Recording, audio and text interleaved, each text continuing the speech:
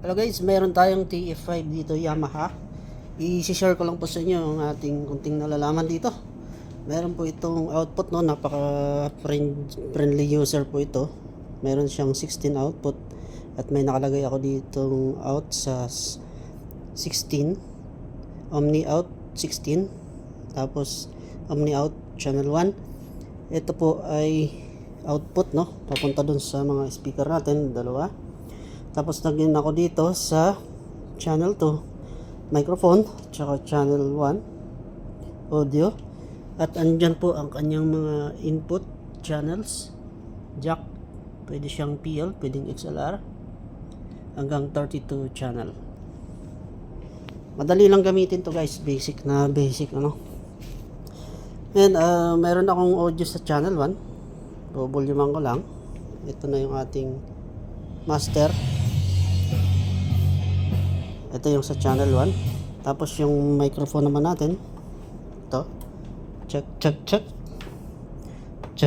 Yan, microphone. Tapos kung gusto yung baguhin yung EQ nito, ay napakadali.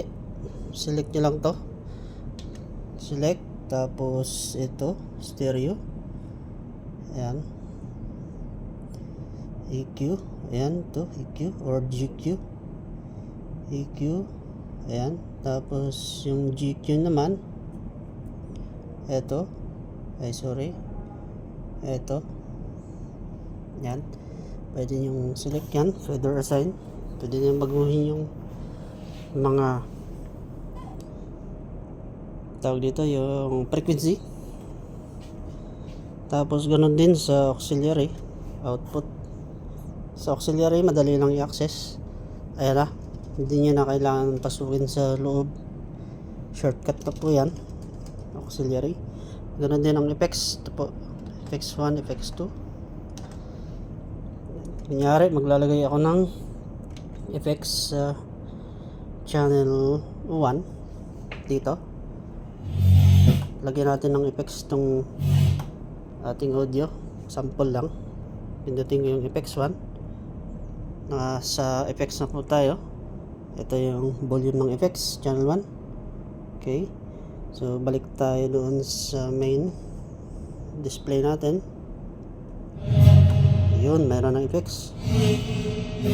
Ganun lang kadali gamitin to. Tapos kung gusto nyo i-off yung effects, ayan, nandito lang.